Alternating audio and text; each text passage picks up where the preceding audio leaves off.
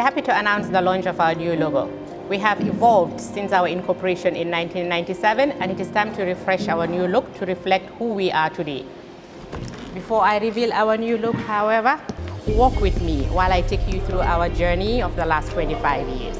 Trust Bank was incorporated on July 3rd, 1997 and began operations on October 1st, 1997. Following the collapse of the parent company of its predecessor, Meridian, the CBG stepped in and recapitalized the bank and held the shares in trust, thus the name Trust Bank. In 1999,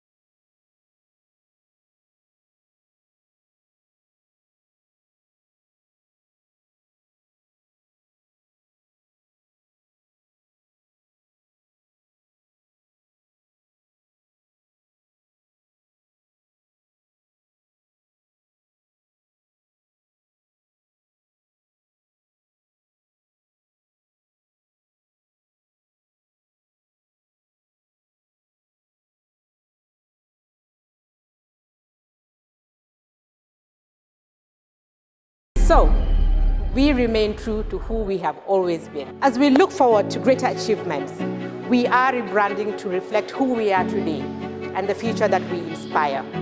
Our new logo has been designed to visually demonstrate our Gambian heritage and the sophisticated nature of the bank. We are moving away from the navy and gold-colored parallelogram-shaped logo to our baobab tree with a rising sun in the background. The striking outline of a baobab tree at sunrise is a familiar sight to anyone who has spent time in the Gambia. Our new logo and visual identity are inspired by our core values and spirit of being a pioneer in providing a unique banking experience. It is a completely new look that better matches the transformation we have made as a company. But we remain your Trust Bank.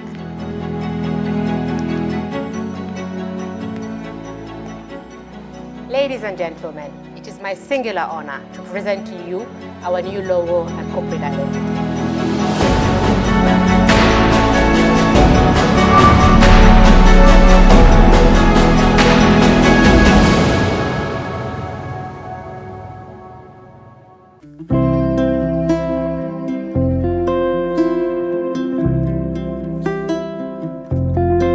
Airport Residency Estate is a gated community located in Old Yundum, proudly developed by Swami India, perfect for all looking for a quiet life with luxury amenities within an enclosed setting.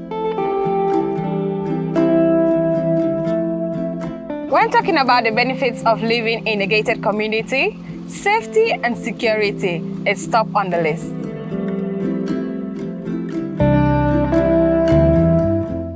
They allow extra privacy, take away the hustle of unwelcome solicitors, and create a safe haven for children to play in a trusted environment without traffic or speedy vehicles.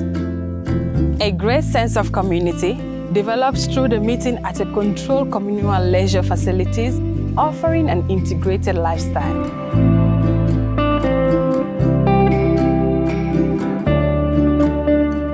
A green environment and well-managed communal areas are keys to higher home standards, elevated quality of life, and better property value should you consider home reinvestment in the future.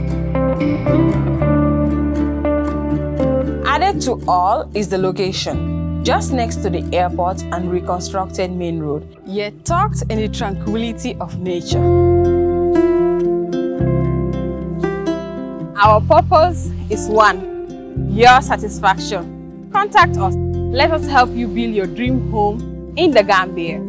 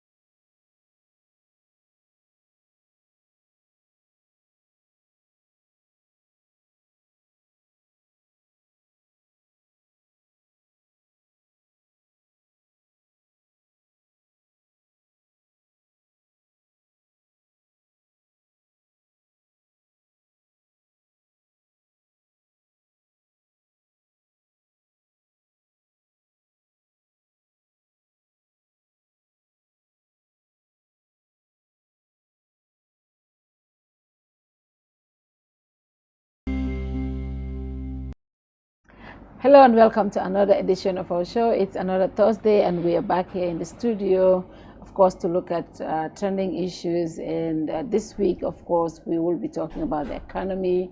As you know, the Minister of Finance have tabled estimates, and of course, as we speak, they have been approved. Of course, some changes, but to look at all of that with me, I have Dr. Lamin Manneh. Mr. Manneh, welcome to the show. Thank you very much, Fatou. And of course, Mustapha, no introduction, Mr. Mustapha Darboe, Malagan, welcome to the show. Thank you. First, before we we look at the economy, first we want to look at, what's trending. What's trending is today, this morning, former driver to the Junglers by law has been sentenced to life in the courts in Germany. Mustapha, first, what's your reaction? You have been following the transitional justice system. The TRRC recommendations were adopted by government, but we haven't seen actually no trials coming from the TRRC as we speak. But of course, by law, who has been held in Germany for so long with former Interior Minister Sonko and Corey in the US, their trials have started. The investigations took so long, but the trial started, and by law today was given life sentence for his involvement in the killing of our senior colleague, Deda Hydra. When you got the news, what was your first reaction? I think that it's very important for the families, and it also serves as a lesson for the Gambia. I mean, as a republic. Jammeh had utilized state power, which is our collective will and our collective resources, to finance a hit squad, which was killing people. With the cover of legitimacy that state provides. And, so it's refreshing that a foreign country that has taken it upon itself to prosecute this case, has seen it to its end, and it's a success. I mean, that Bailo went to jail, which also confirms, at least at the barest minimum level, that yes, Jammeh was complicit in these crimes that were committed, and that junglers indeed killed Dauda Nyasi and Deda Hydra, and also made an attempt in killing Usman Silla, Baba Job's lawyer. Yeah. Because these were the three plaintiffs in the case, and I think also it's it's a warning out there to anybody who had committed atrocities, particularly murder, that even when you could control the situation in the Gambia, even when you could, even when you are in government and ensures that you are not arrested, when you step out of the Gambia, you will be arrested and you will be put before the court of law, and you will be imprisoned for these crimes. I think it's, I mean, I've followed TRRC, and all you see from victims is despair. I mean, a lot of them haven't had hope. I mean, particularly based on what we've seen happening in the Gambia. So it's refreshing, I mean, coming from outside. Mr. Manneh, we did our own TRRC government white paper also followed, and most of the recommendations were accepted. We haven't seen many movements around that as to going to court, and of course, there should be a process. Even though the TRRC made recommendation, there should be a process. Now, how significant is this, having Bailo sentenced to life in Germany, and we haven't seen anything happening in the country? How significant is this? It is very significant in the sense that today we have what is called universal jurisdiction. There is a phenomenon we call subsidiarity. If the Gambian courts and jurisdictions take up those cases, the other countries outside would wait for the Gambian courts to finish what they're doing. If the law follows its course, it's okay. If it doesn't, even after the Gambian cases, they could still be prosecuted outside the Gambia. And particularly if the Gambia does not do anything, then the courts outside will do something. And people will go to those courts and file complaints and claims, and then the process will be launched. It is important in the sense that the Gambians should know that you cannot just get away from the law. If you decide deliberately to break the law, to violate people's human rights and freedoms, etc., you will be held accountable one day or another. The best case scenario for them, they would stay prisoners in the Gambia. They won't step out. And even that, the government could change and there could be prosecution, because since the time the TRRC ended, we should have seen some movement by now. We're waiting for a hybrid court. Why couldn't we have started on the less serious cases in the country? Because the families involved need to get closure. And the only way to get closure is to have some of those cases prosecuted, and that would give the people the impression that yes, something is happening. My relative, my family members did not just die in vain. If that happens, we will see the beginning of closure for a number of people. But if we don't, this will continue, the hardship and the mental trauma will continue for a number of people, and the foreign courts will take over. And those who are involved in this should be assured that they will never get away scot-free. They will pay one way or another. And it should be a lesson for any other person today to refrain from those kind of acts. You harass people here, you intimidate them, you kill them, you torture them, you do anything that's a violation of their rights, you will pay in the Gambia or outside the Gambia. Implementing what is required for judicial reform and following the rule of law is important for every Gambian, for all of us.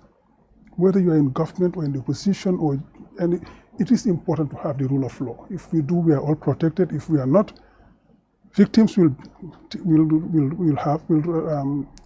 be here in the Gambia, but there will be justice inside the Gambia or outside the Gambia. So the Gambians should know that we have fickle political memories, but we should understand that the law does not forget. These things are already happening elsewhere. What is happening right now is being recorded elsewhere. People have to know that. You don't do these things and get away with them. Gambians and non-Gambians are recording these cases, and they will be brought to justice at one point or another. So you might as well follow the law. Don't be used to break the law. Today, by law, is sentenced. Yahya Jammeh is sitting in Equatorial Guinea, and other people who are involved. Their turn will come one day. But in the meantime, they are fine. But those who were involved in the execution of those wrongful, illegal orders, or if they were legal, they were illegitimate at least. Those who are involved in executing those orders are paying, and more will pay. Because there are some already whose cases are in court outside the Gambia. The cases are sealed. You wouldn't know until when you step out of the Gambia and Interpol arrest them, then those cases will be opened. So Gambians should be careful.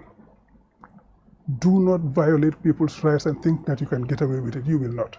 So I think this should serve as a lesson to every Gambian.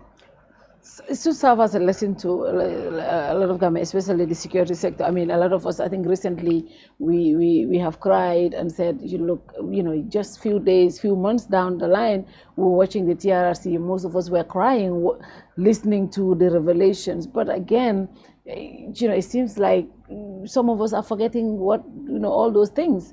Would this send a signal to those in law enforcement to say, yes, you're in Gambia, but the law can catch up with you. Bailo was just a driver.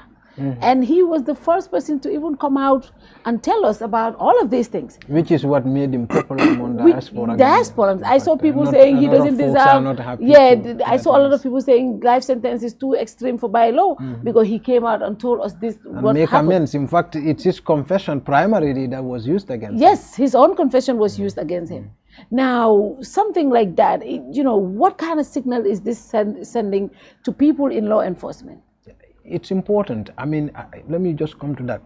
You have now, there is this American organization, Center for Justice and Accountability, that's involved in Bailo's case, in Michael Sankoria's case.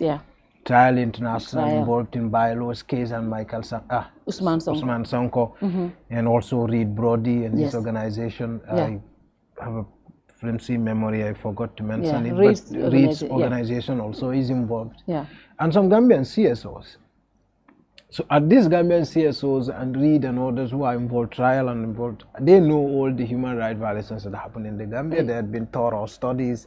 In fact, you remember before the TRRC ever touched on Jammeh and the rape issue, and it was Human Rights Watch that first did its own investigation and published it. Yes. Including the incident of the migrants. It was Human Rights Watch that also did that. The Ghanaian migrants. And more or less the TRRC became an extended version of their story. Yes. It didn't discount what the evidence they collected. It only confirmed and added. Yes. Now, so the world knows what happened. Now, with regards to the crime and continuation of crime and the law enforcement, it's been my position that unless there is political reform, there cannot be security sector reform. And this has been the problem of the Gambia. There's not been a political reform from 2017.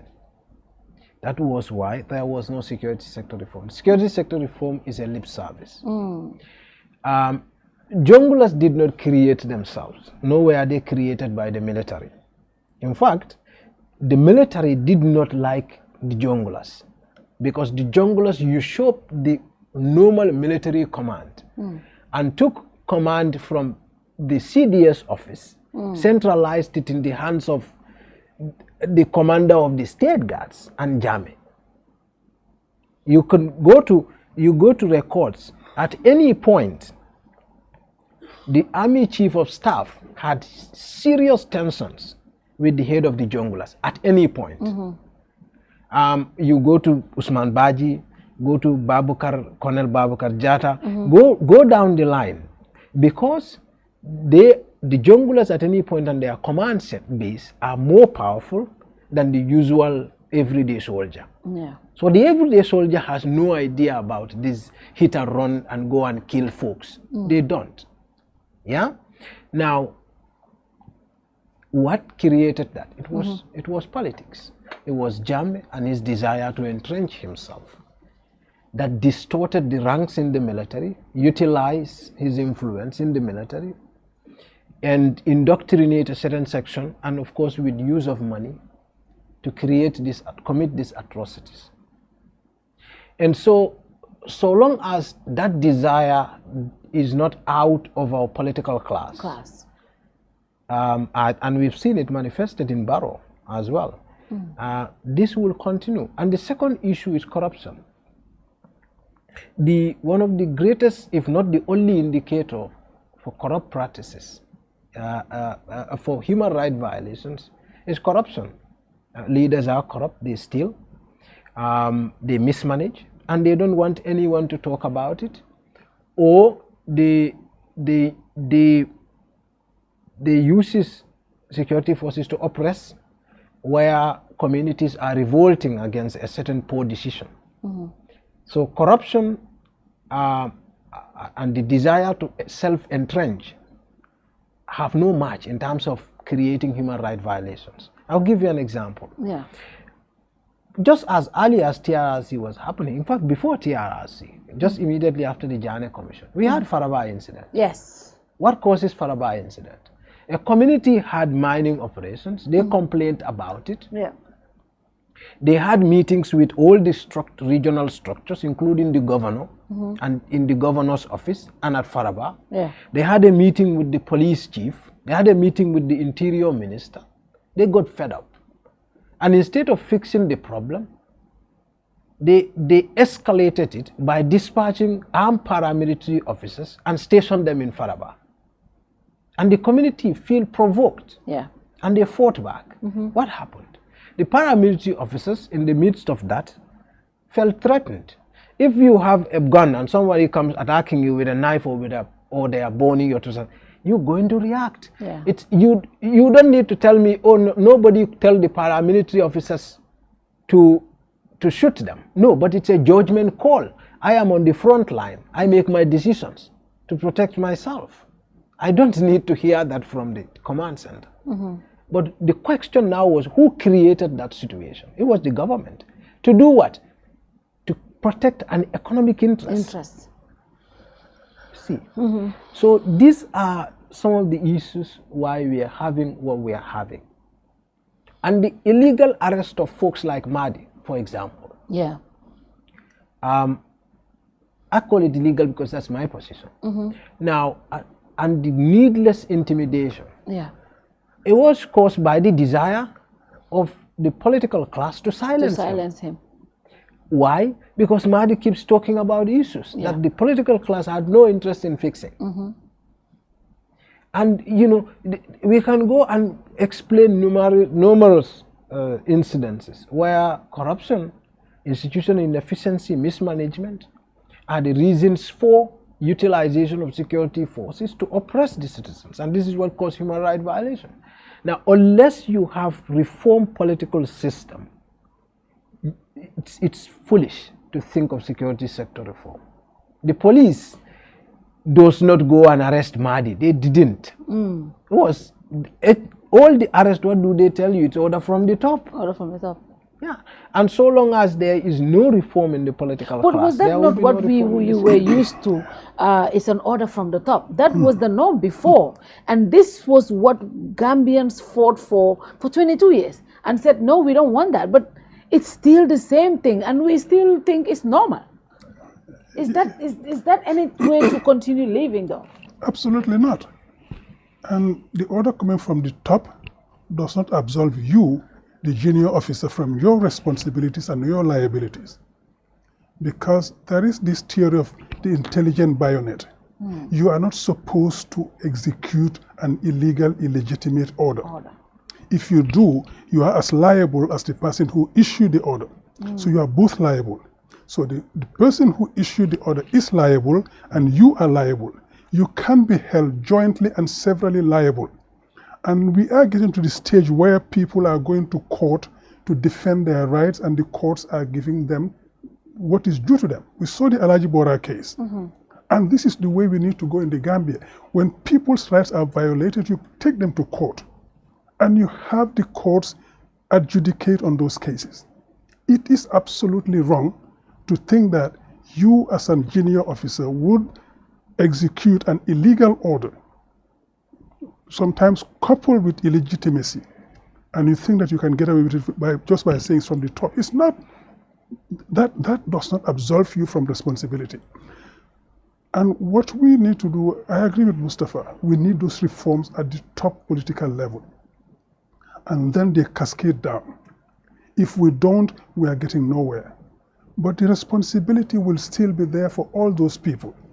Gambians fought for this. People lost their lives, people were tortured, people lost their freedom to get to a stage where we depart from those ills of the past.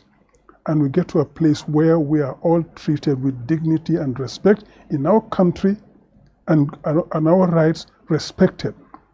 People are saying, well, you've been given your rights, now democracy is flawed. No, we're not giving our rights. We fought for those rights. They are inherent in all of us, and we fought to protect them. Gambians lost their lives for that, etc. So we should continue fighting for those rights and make sure that our rights are respected. Nobody is going to give you those rights. You fight for them, you take them. It is too easy because the political class would want to silence every dissenting voice unless we hold them accountable. Because they want to continue doing what they do and not account for it. And we are in a system also which sometimes condones that. Yeah. And they would say, yeah, it's an act of God, it was supposed to happen, and let's take it easy, we're all same family. No, we are not. We are not. I am not the same family as somebody who violates somebody else's rights. I am not the same family as somebody who decides to take the law into his own hands and make Gambians suffer. We should call them to account, call them out. That is the way to protect our rights, to make the system work for everybody, and we'll all be free. I just take one example.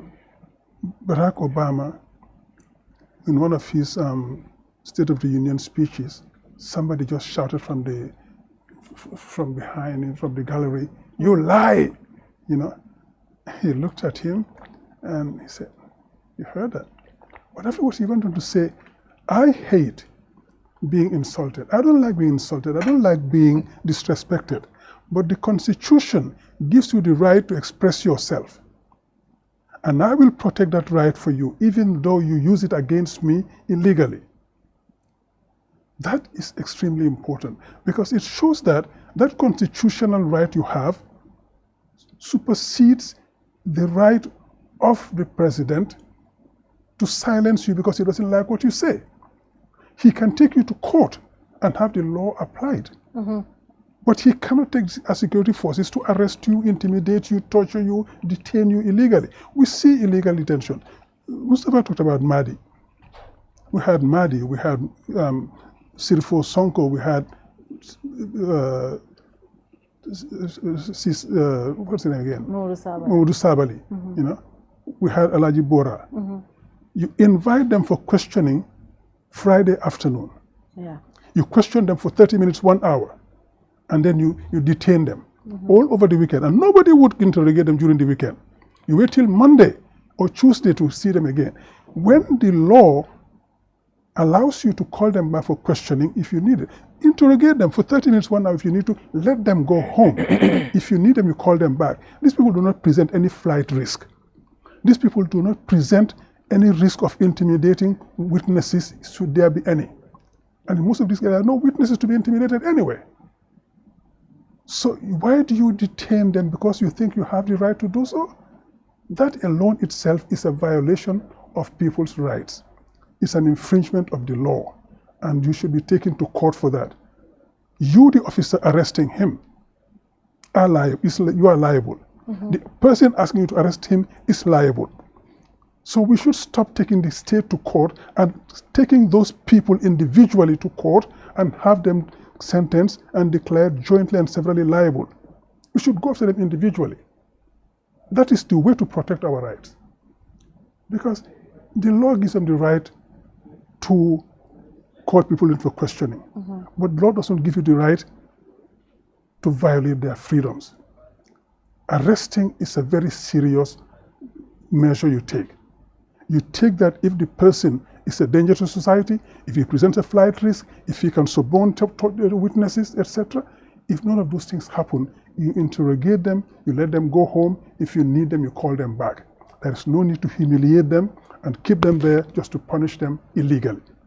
So those things must stop. And only we, the Gambians, can stand up and fight those things and make them stop. Yeah. Mustapha, are you seeing a trend in where they're succeeding in silencing people? I mean, people have started, so. I mean, I call for guests every single week.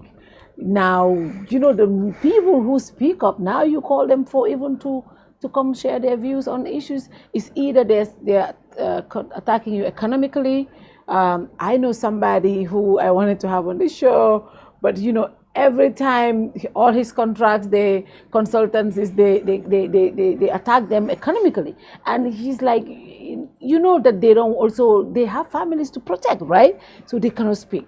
There are people who you have seen Madi being arrested and put, you know, at some point your family will say, you know, police standing now. Or your mother, parents. You know, sometimes you think about the emotional torture, you think about the family. At some point you're like, is it worth it? Let me shut down. And have you started seeing that trend right now in Gambia? That's happening.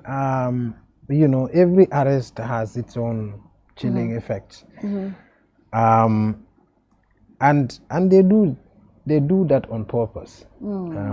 Part of the reasons to silence you, the first thing is to leave you with a police bail endlessly. So they arrest you, they leave you to go back. You would keep reporting to the police. You would not go to court. They would not release you. They will not drop the charges against you. So you keep going to court forever like that. That is why I talked about political reform. This is how Jammeh was handling things. And this is how the security sector intends to continue, because this is how the political class want them to continue to handle things. You see, unless we are ready and serious about building a government, a proper government, these things will not end. If you take this one out of their hands, they will always have someone to carry the illegal orders, because there is so much poverty in the Gambia. People want to be employed. Some folks who are junior police officers, they want to keep their job. If you tell them this is an order from State House, they would carry it out. They will. And at any point, there is no government that will run out of people to carry out their orders. You see, and that is the reason why all that we need is political reform, so that there is a reform in the leadership and how leadership conducts itself, and that a leadership that understands that protecting people's right, it's a selfish thing to do. It's not a selfless thing to do, because the law that applies to me today would be the law that applies to you tomorrow. Now, Jammeh, the laws that he leaves here are the laws that today applies to him. The system he leaves here is the system that today applies to him. Do you see it? Now, Barrow, the system he maintains here will be the system that applies to him when he leaves. The kind of police he leaves here will be the kind of police that interacts with him when he leaves. The kind of military he leaves. So you are not creating a structure for somebody else. You're creating a structure for yourself. You see? And when people understand that, then that's why Desmond Tutu says, whatever dehumanizes me, dehumanizes you equally, even when you are the oppressor.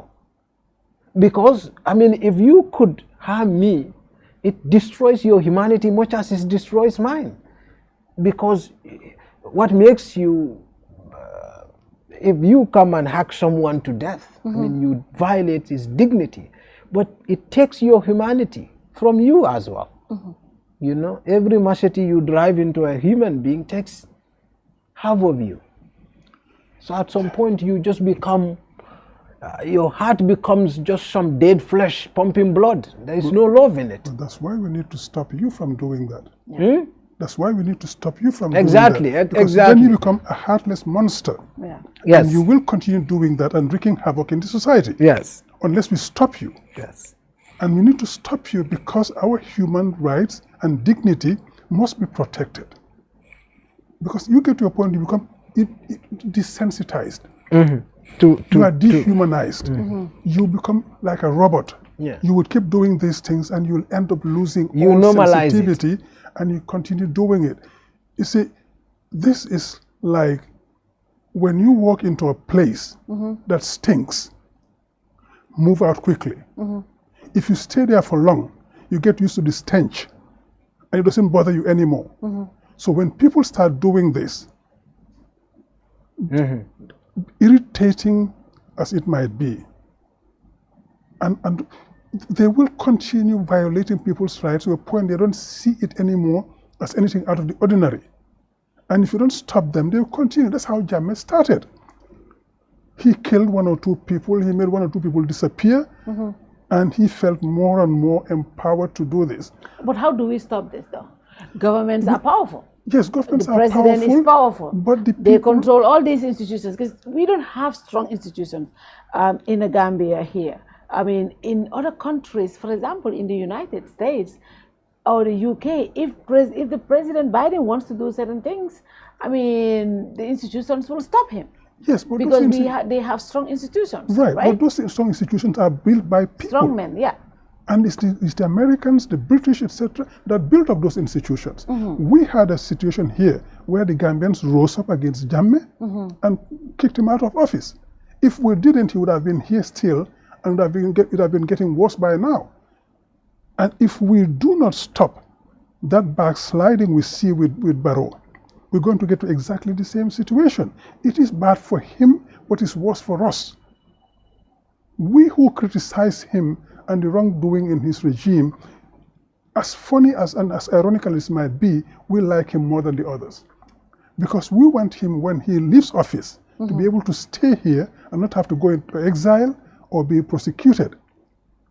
Look, we should be tired of having our heads of state and our leaders being prosecuted, being exiled. We want them to live here a dignified life as senior citizens. And that's what President Barrow wants. He said he wants to go back to Mankawankunda and set up his foundation and work. But he knows what it takes for that. Talking about reforms, Mustapha has talked about reforms.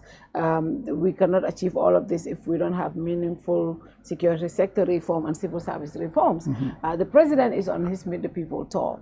And I think one thing, I've watched the president and I said, you know, the tour was really looking good. He was talking about how they are increasing the groundnut price to 38,000 per ton, yes. And how he's also talking about the backway syndrome, what government will be doing. I mean, these are issues that we want the president to address. He's been speaking on those issues.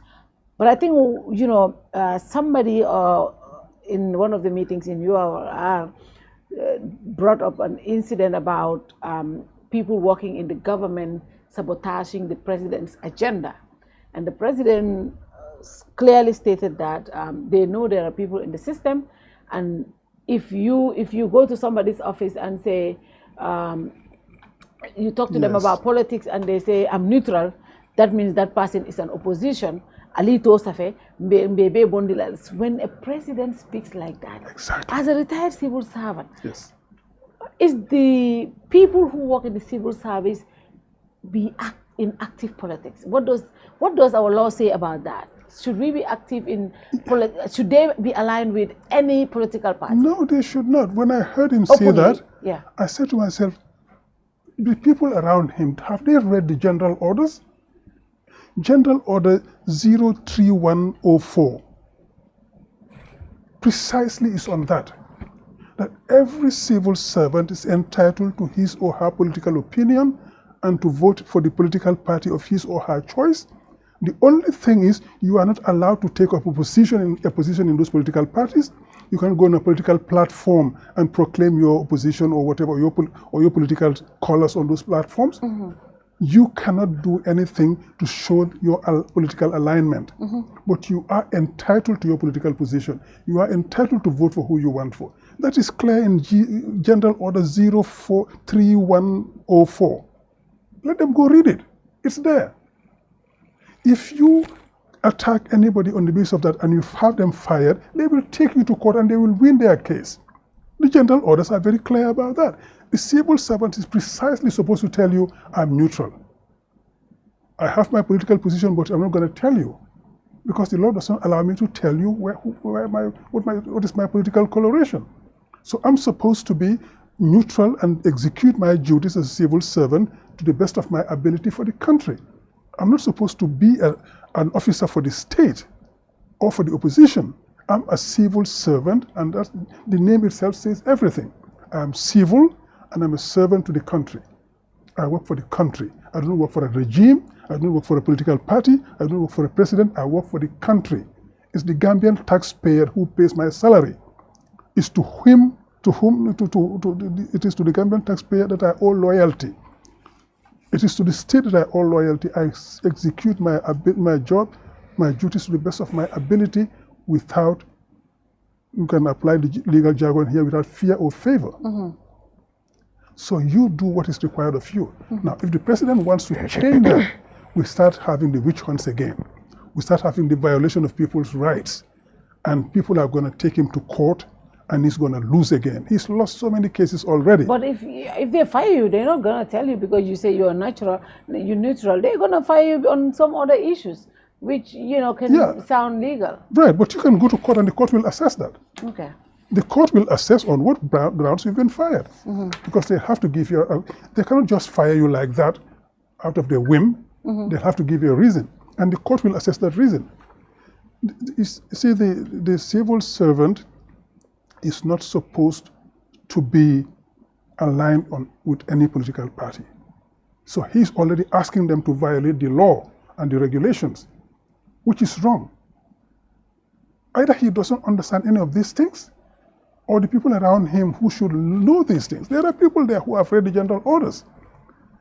There are ministers who work with him, the Minister of the Civil Service or whatever it's called, the Secretary General, the Chief of Staff. They know these things, or they should know. They should be able to tell him, Mr. President, don't say that because that is wrong.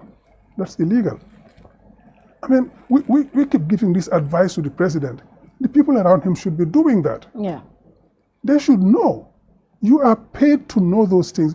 We cannot expect the president to know all of those things. But you, as the people working around him, his ministers, I don't mention the advisors and the rest because I think that's an abuse.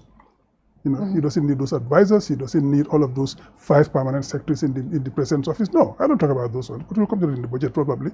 I'm talking of his ministers and the people around him who are supposed to advise him. They should go to him and tell Mr. President, don't say that again, please. What you said there is wrong, it's illegal.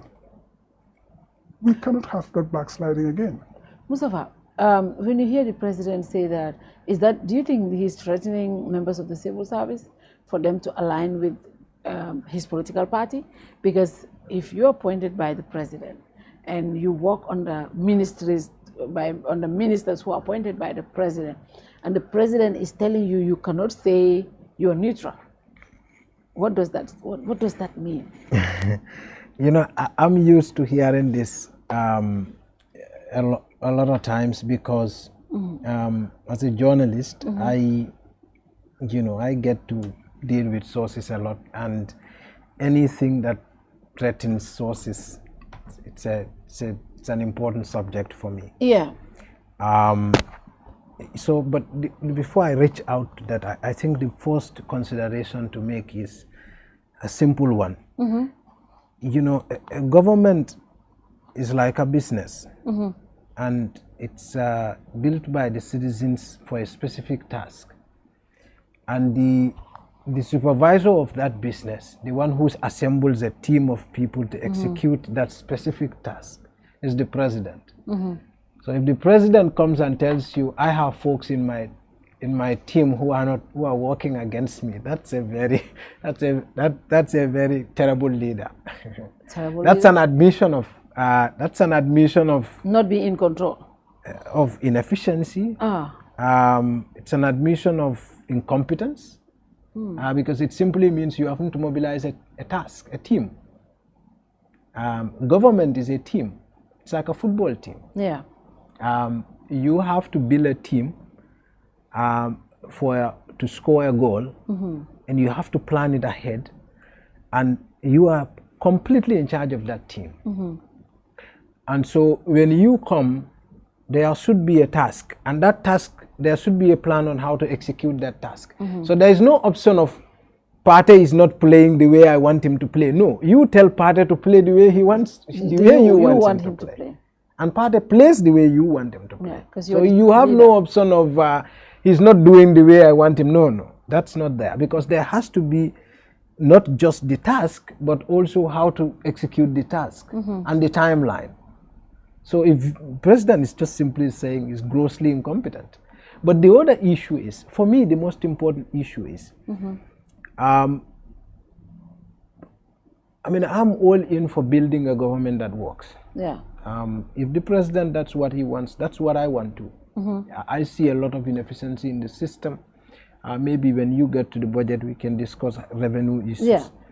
I see a lot of I see a lot of good people in government. Yeah. I see a lot of inefficient people in government. And these people, they are all over. Like there is no pattern showing. I met folks who are NPP inclined. Yeah. Who are UDP inclined, APRC inclined, Yeah. and I see this in my interactions with them. I know these people. I mean, it's a small country. Yeah. But the inefficiency or otherwise does not follow a pattern. You have folks who are NPP who are grossly inefficient. Yeah. You have folks who are NPP who are grossly efficient. Yeah. You have folks who are UDP who are very intelligent and grossly efficient. You have folks who are UDP who are grossly inefficient. They pro-UDP, and you know these things. Yeah. The same thing applies to folks in APRC. So this should not have an NPP agenda. That's the first thing. And the second is, the presidency is about mobilizing the national talent towards a goal. You have a goal, you mobilize a country. You're not mobilizing a political party for a goal. NPP is a tiny fragment of the Gambia.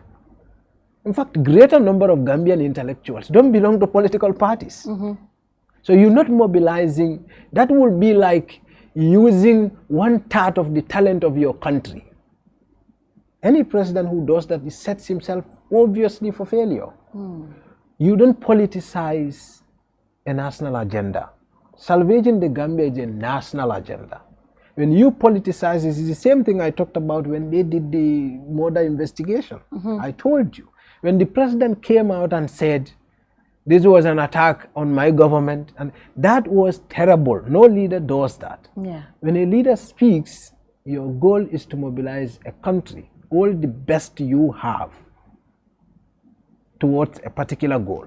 And this goal has to be clear. So there is no point of where you say, somebody is not, nobody's role should be in ambiguity. That's what leadership is. Nobody's role should be in ambiguity. Everybody's role should be clearly defined.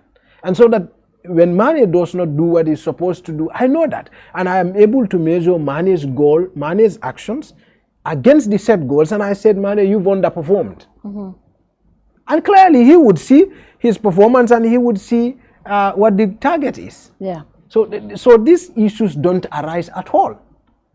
And the other issue is, it's very vague.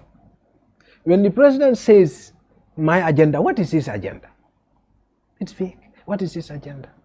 I have done stories in relation to, astaghfirullah, all of us. I mean, Malagan. I mean, you know, Malagan is a team of 5. Yeah. We've done stories in relation to security report and orders. And we've had government officials come and say, this is, maybe when we get to the vetting bill, we can discuss it. And they come and say, these particular guys, you need to investigate their sources, right? Now, in the president's understanding, what I have did was wrong. Yeah. Right? Barrow have supported security report, not once, not twice. in several public engagement. In fact, when he came back from the United States, I was not at the airport. I don't do interviews. But there are journalists there. I remember Aliou Cisse, I think, of QTV, asked him this question. If my memory serves me well, I think it's Aliou. But anyways, he defended security report, and Standard ran this story. Yeah. Now, our story was critical of security report, right? Now, in President's understanding, this is good. And based on available evidence, this is not good. Yeah, and the President is wrong. Because available evidence suggests it's not good. It's not good. Exactly. So it's vague. It subjects the President's, it's what they call, he's reaching, he's overreaching, he's doing what he has no mandate to do. But just like when they came to defend, a whole government came to defend the Banjul. Exactly, Banjul. And even said there was no duty waiver and tax exemption in the contract. And I challenged them that this is wrong, this is not true. I have the contracts and the addendums and I read them. The tax exemption is there, right? Now, governments are notorious for lying. I mean, it's not just our government. It's most governments, if not all governments. Now, so it's vague. And the other issue, which is more dangerous, is the President was speaking, I think, within the context of the vetting bill they have. The vetting bill. I mean, people have not raised concerns about this vetting bill. I remember you raised this to me some time back, 2 weeks ago, when the bill started coming. You said, I don't know whether you guys need to do a program about this bill. Yes. I'm like, what do you mean about that? But what do you understand about the vetting bill? So I think, so they want to, they brought on a, government, what they do most of the time, they bring important bills that they know will be controversial on their certificate of urgency. So that there is limited time to look through it and there will be no backlash. They would confine it to only the capacity at the National Assembly to a greater degree.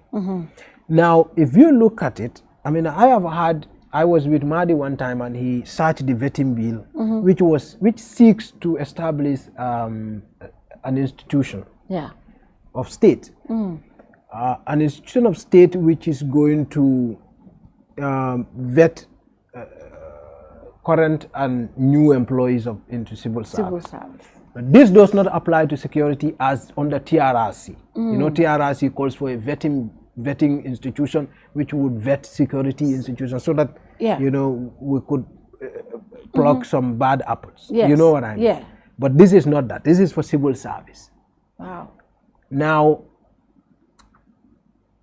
it's going to be a permanent institution, and the board is going to be appointed by the President in consultation with the public service. We know more or less that is basically the President.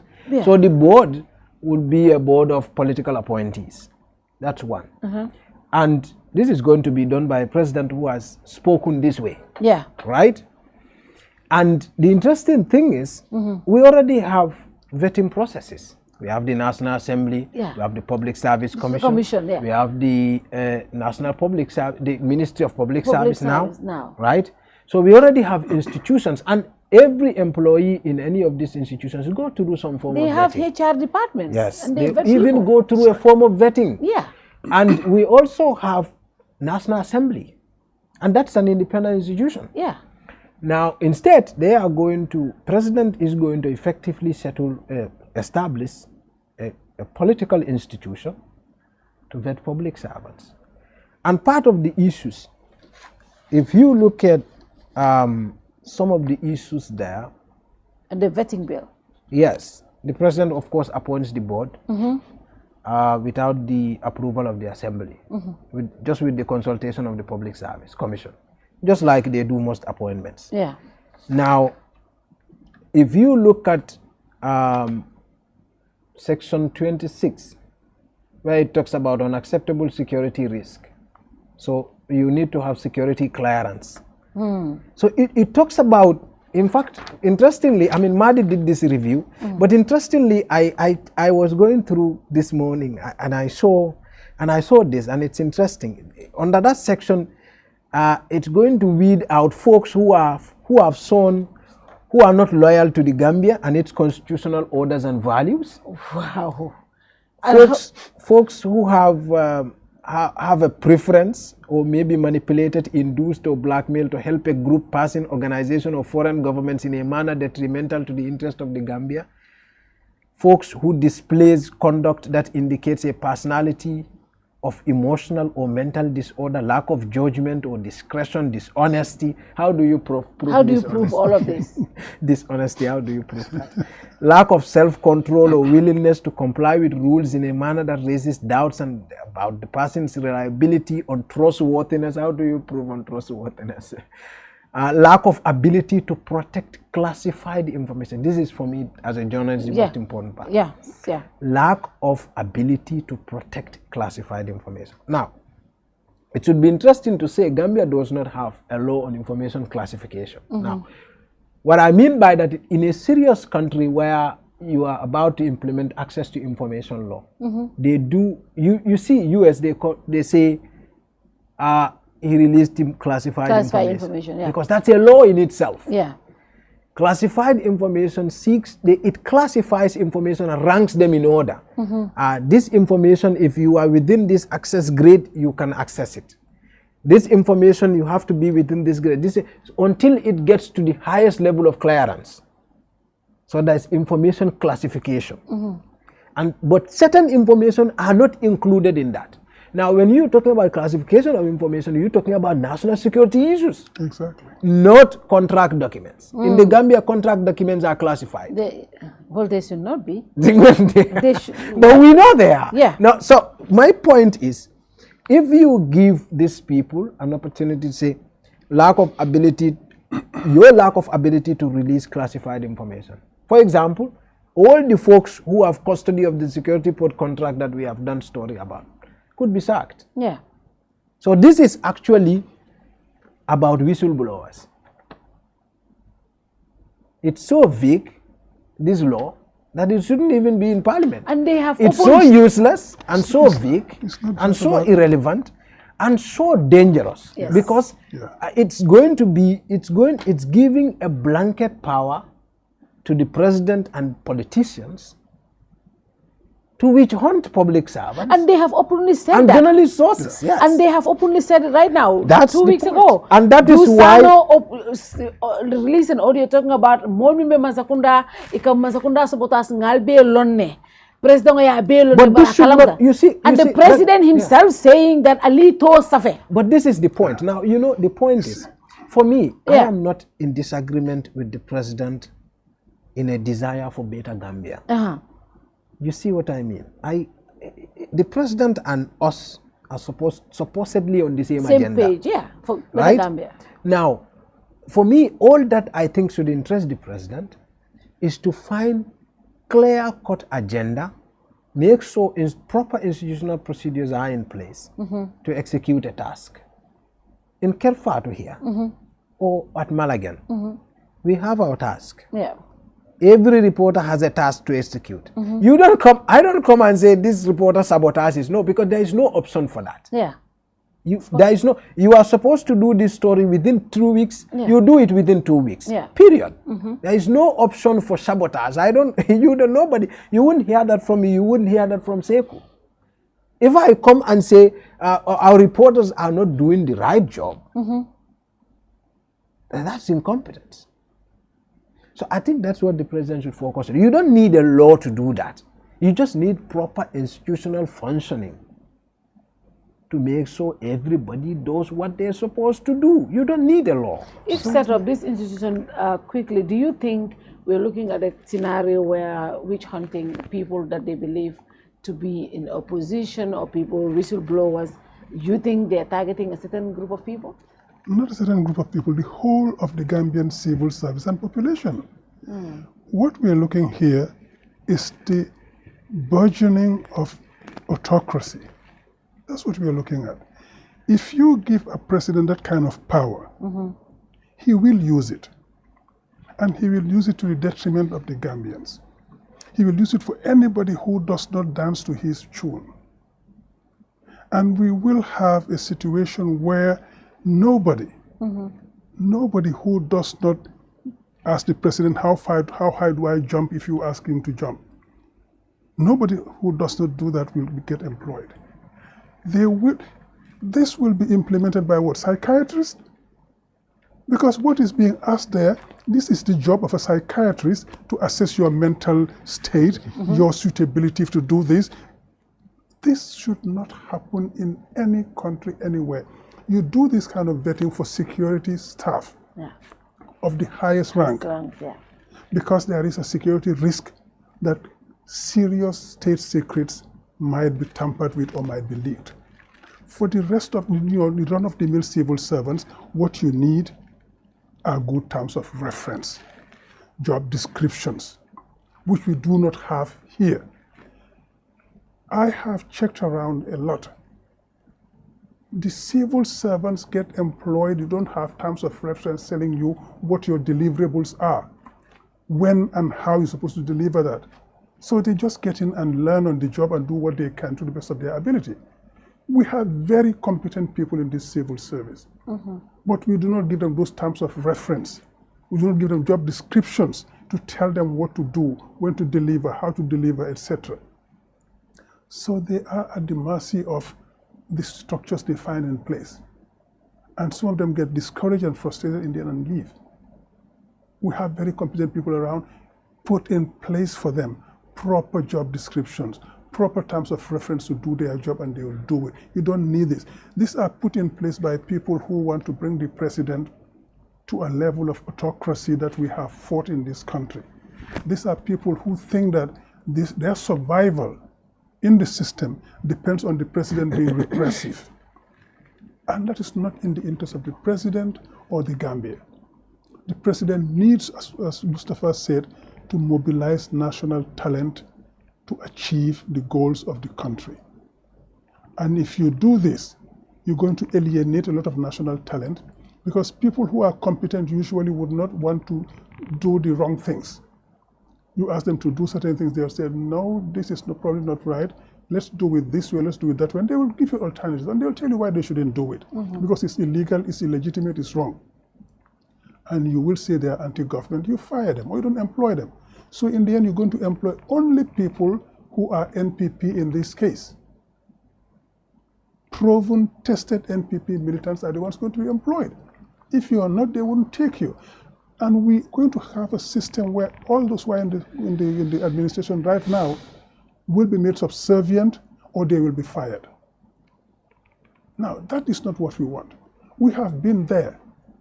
We have lost talent to this country. So many talented Gambians left this civil service and went to work abroad or went on exile because they couldn't take it anymore. Is that where we want to go again? I don't think so. No, definitely I don't think so. This law should never have been conceived in the first place, let alone take it to the assembly.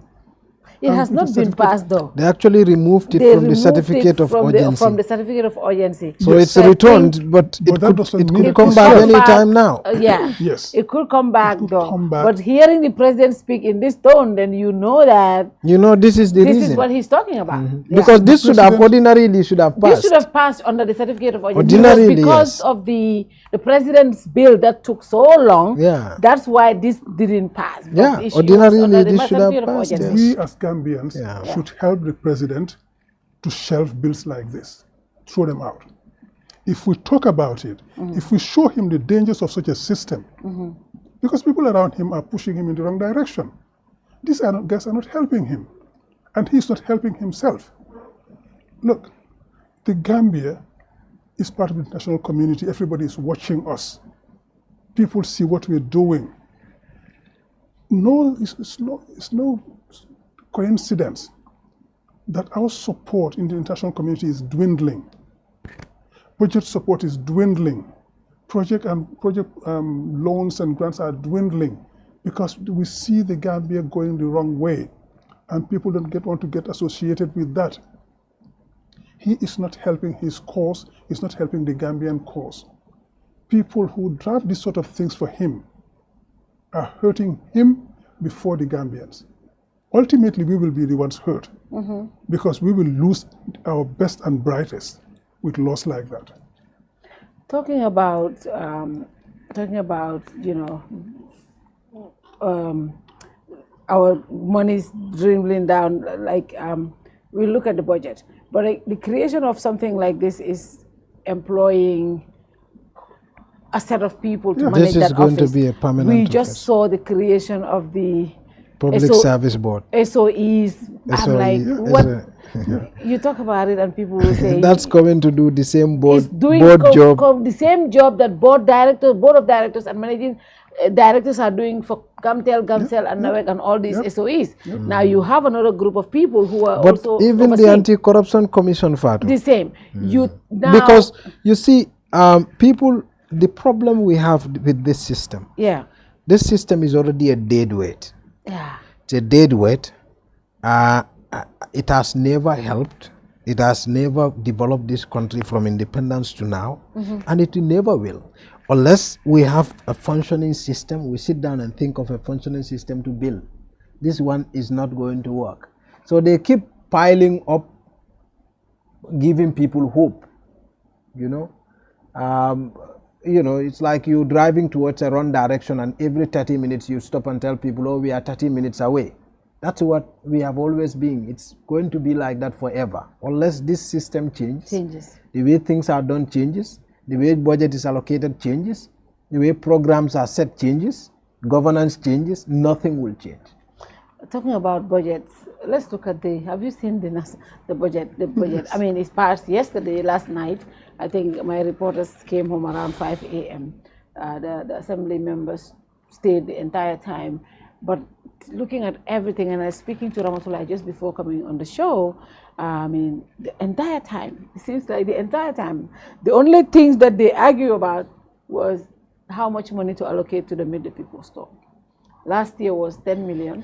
This year, they spent more than 10 million, of course, but they proposed 30 million. And Suleiman Saho came up with a proposal to say, let's keep it to 10 million, since that's what we allocated last year. And then it back and forth. Some people said 15. Okay, let's adjust to 15. But obviously, at the end of the day, they have to vote, and they voted for 30 million. They tripled last year allocation and gave the president Meet the People store 30 million. The president's office, when it comes to traveling, last year it was 50 million that was allocated. At some point, the president himself said he was cutting down on international travels. The 50 million, they wanted to cut costs. Now this year, the minister tabled 66 million, 16 million above what was tabled last year. And I think young National Assembly member proposed 40 million, and the rationale behind that was, since the president himself wanted us to cut on traveling, so instead of 50, we should go at least 10 million below and have 40 million. Instead, again, no, they went back and forth and they voted for the 66 million. So these were the major things that really took time, when it comes to the debates. But apart from that, most of the things that came through, I think, were adopted. Have you seen the budget yourself? I have. I have been looking at this budget for the best part of 2 weeks now. And even with that, you still know that there are a lot of things you need to look at properly. 598 pages budget.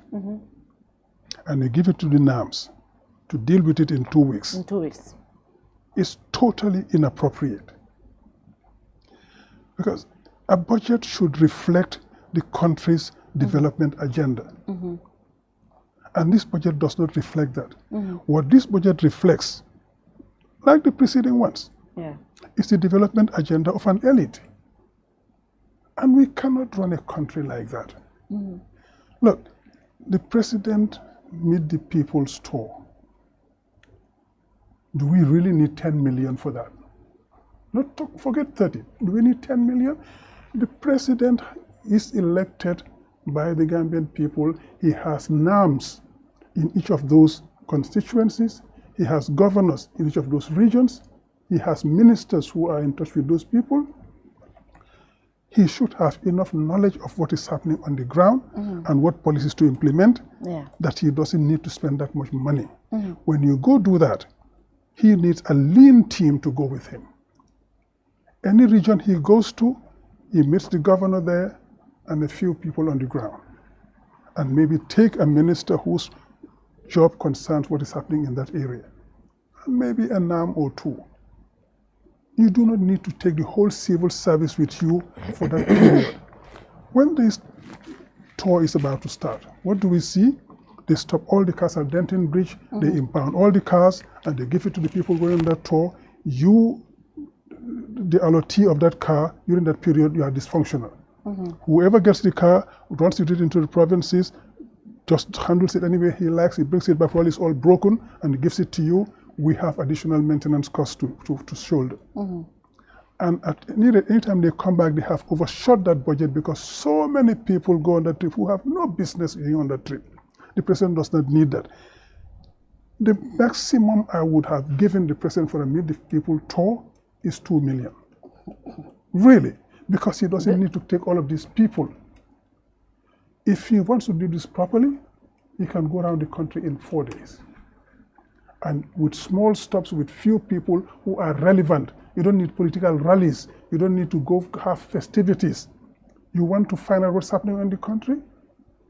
I would have scrapped this Meet the People tour because it's a waste of time and money. But it's a constitutional mandate. Yeah, the constitution is done by us. Okay. And it's done by somebody who wanted to do that, to go campaign perpetually. No, we don't need it. You are the president. You should know what is happening in the country. You don't need to go around the country 2-3 times a year to know what is happening there. If you don't know what is happening, you don't deserve to be there. You have selected the wrong team to work with you. This is a waste of time and resources. That 30 million they allocated to him could be used much more efficiently in the Gambia. We have a health system that's crumbling. We have an education system that's underperforming. We have a health security sector that should be revamped. We have so many different sectors. The utility sector is in disarray. That money could be used much more efficiently in any of those services, in any of those sectors. The president is telling us that next year there are going to be tax hikes everywhere. All of this land that we have everywhere, you have 30 million for the president's tour. You have 60 million for treating civil servants and senior government officials outside the Gambia. 66. Yes, last year it was 40. 6 plus 66 this year, that gives you 106 million in 2 years.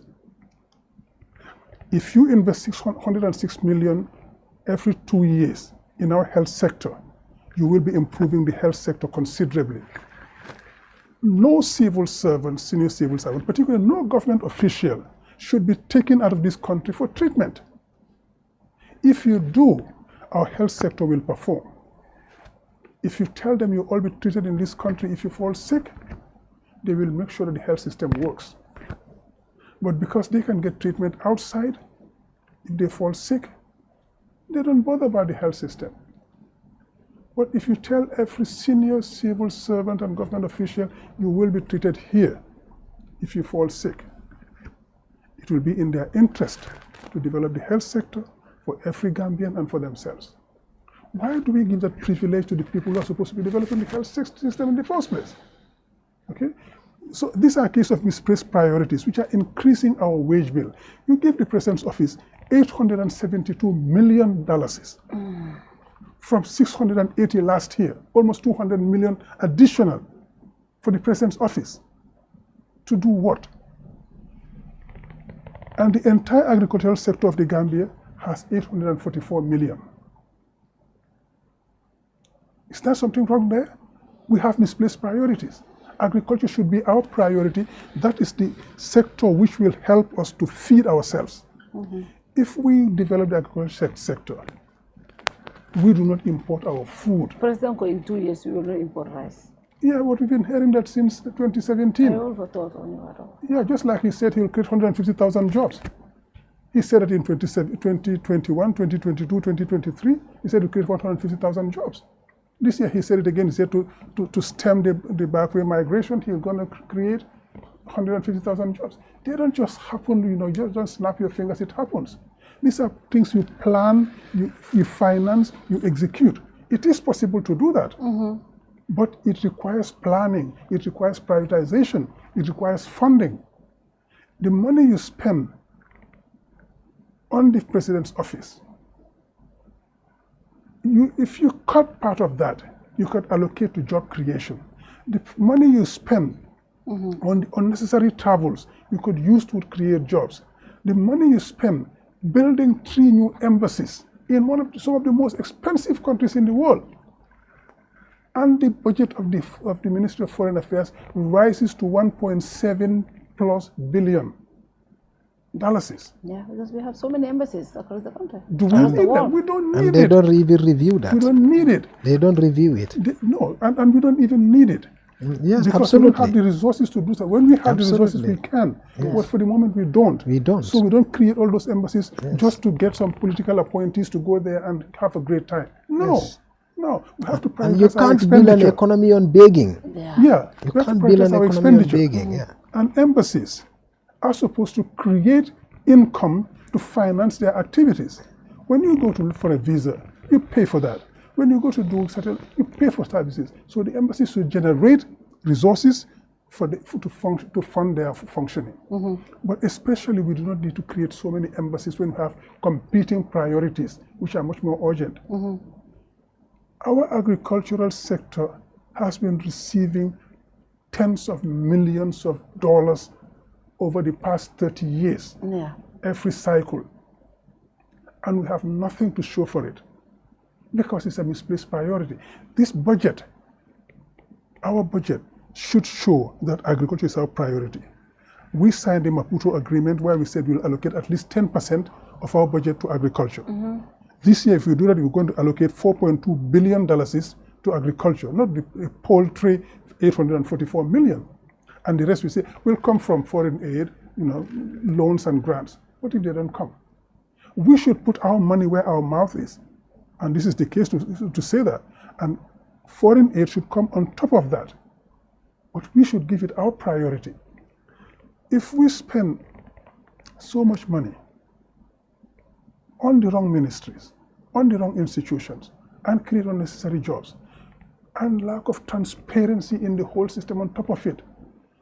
If you look at the President's Office budget, they have 5 permanent secretaries in the President's Office. Seriously? Do we need that? No, we don't. Plus 4 deputy permanent secretaries. People manning those positions today will think that I'm attacking their positions, etc. And how many advisors? But we are doing this to safeguard their positions, their well-being, and that of the entire Gambia. We have 5 permanent secretaries, 4 deputy permanent secretaries, 5 advisors. For what? The president's advisors should be the ministers. So why do we have a whole ministry dealing with civil service, and you have an advisor on that? Why do we have an advisor on investment? When we have GAIPA. We have GAIPA. We have the Ministry of Finance. I'm talking of finance. Why do we need to give $2 billion, 50 million to the Ministry of Finance? Why? Why? In fact, they do not produce any wealth for this country's recurrent expenditure. Our expenditure should go towards capital investment. Investments that generate wealth for this country, not administrative expenditure. Administrative expenditure is the total waste of our resources. Ministry of Finance travels to meetings, they do all sorts of things, they do not generate wealth. So we do not need to spend that much money on them. We don't need to spend that much money on the Ministry of Foreign Affairs. We do not need to spend so much money on the President's Office. We don't need to spend so much money on unnecessary travel. COVID has shown us that a number of these meetings can be done virtually. Why do we have to keep flying all over the world for meetings which do not have any added value for us? Why do we create all of these commissions? rents. Exactly. There are a lot of rents also. Exactly. We are looking at, look at the Ministry of Youth. I want to look at the Ministry of Youth. The president is talking about the backway syndrome. And a lot of the young people, when you speak to them, they say the lack of opportunities in the country. Yeah. They don't get support from government or agencies, and they basically there's nothing for them to do here. And that's why they're taking this back way. A lot of them, they want to provide food for their families. Now, the Ministry of Youth and Sports, actually, nothing has been allocated to that ministry. Even the AFCON, They provided the minister. I heard National Assembly members arguing about the minister's car. Minister Mutomi of their pan, of their and they were arguing to allocate the minister a car. And then started arguing about the AFCON also. And they, can you imagine, they allocated only 10 million to AFCON, sports, that is sports development, right? Gambians going to AFCON. But when it comes to youth development itself, you know, what have they allocated to that? Empowering the young people to stop the backward syndrome. Empowering the young people, as far as I am concerned, there are a few factors. One, we do the human development for them. Give them the training and the skills they need to be employable or to self-employ. That requires putting in place good educational structures and facilities. If you do that, you stem the tide. Create means of income for them. If we develop the agricultural sector,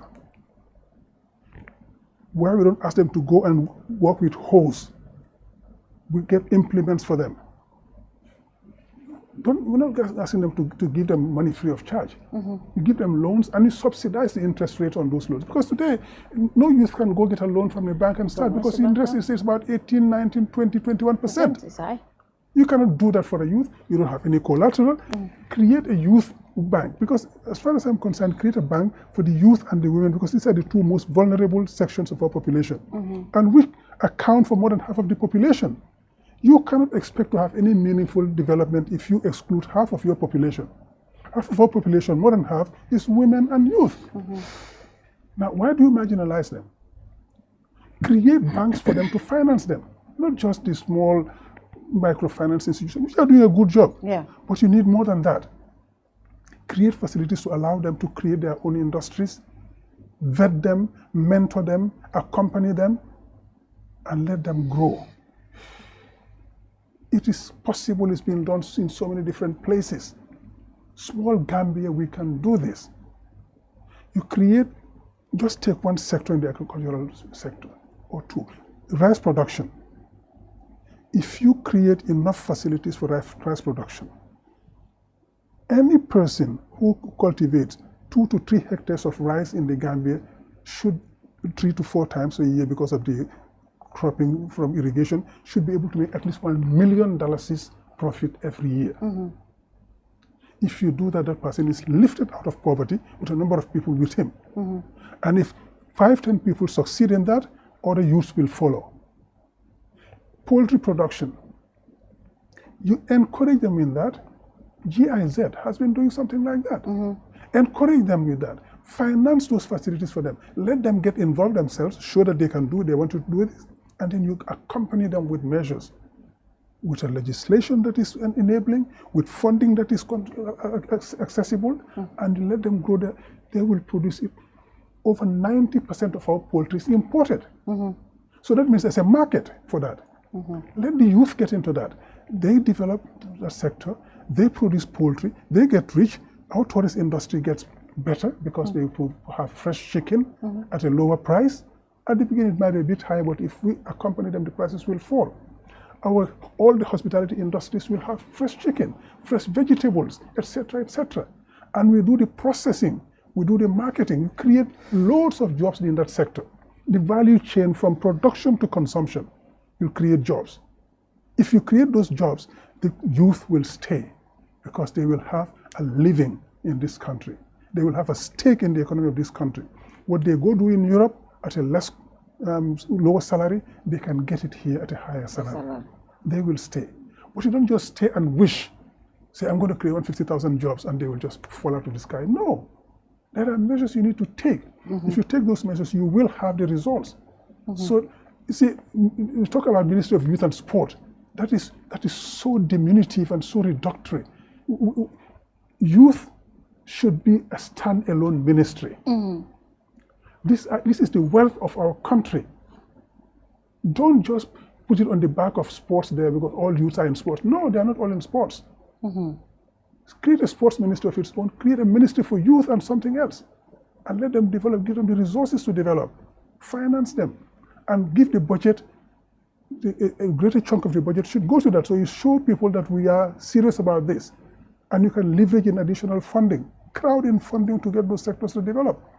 But if you spend all your money on administrative expenditure, we are going nowhere. And that's what this budget is doing. It is creating an elite which has to be taken care of, and the masses have to pay through their nose to give those people the privileges. All the cars we buy, all the offices we create, all the fuel we buy, all the traveling we pay for is being paid by the poor Gambian masses. The president wants to increase tax. Let him start by paying tax himself. His salary is tax-free. His allowances are tax-free. He takes home $500,000 every month, tax-free. But he wants to tax us. Why don't start with him? Let him start paying taxes. He can renounce some of his privileges. Say, look, I know the times are hard. We're going to, because 24 is going to be much harder than 23. We all know that. When all of these taxes increase, when you say it, people say, oh no, don't say that, Lamin. But it's the reality. When you increase all of these taxes, fuel will go up, NAWEC will go up, transportation will go up, food in the market will go up. Everything will go up, and the poor man who is finding it difficult to put one square meal on the table will be desperate. The president says we're going to increase hospital fees from $25 to $100. The poor guy who is finding it difficult to pay $25, you ask him to pay $100, he will stay home and wait for death. Dialysis in this country, for example, is prohibitive. I heard somebody who was telling me they pay about $1,500 per session. Yeah, dialysis. How do you expect a poor person who has a salary of maybe $500 to $1,000, $2,000 a month, how do you expect them to pay for that? Some people live on $2,000 salary in this Gambia. How does he pay for dialysis? These are supposed to be services that the state provides. But if you have a budget that is run down, with inflation galloping at getting to 20% by the end of this year, the dollar is depreciating. We are exporting almost nothing. I looked at the budget. Our export taxes from export, $150,000. $150,000 is the tax we get from export, meaning we're exporting nothing. The taxes on imports is almost $4 billion. Means we're importing everything, exporting nothing. If you do that, the dollar has no real economy to back it. But the international indicator is saying we are doing well. I saw something from the World Bank recently and they said we are doing well. Yeah, and I said, okay, if we're doing well on paper, I'm not doing well. That's the nominal economy. My cash power is shooting to 20,000 monthly. Exactly. But those are political institutions. Exactly. Even the World Bank and others? The World Bank is a political institution. That's the nominal economy, not the real economy. The World Bank is a political institution. Mustapha, what's your assessment of the budget? It's been passed. You know, what else can we say? It's been passed. But what do you think it will create for our country in 2024 going forward? You know, maybe, Manneh has talked a lot about the budget. And for me, I look at things from the other side of the table. I think that states should be very involved in the economy. Yeah. I think that states should invest also in the economy as, you know, I'm a socialist. And I think that also, taxes, maybe I should begin with taxes. I think that generally we do not need to increase taxes.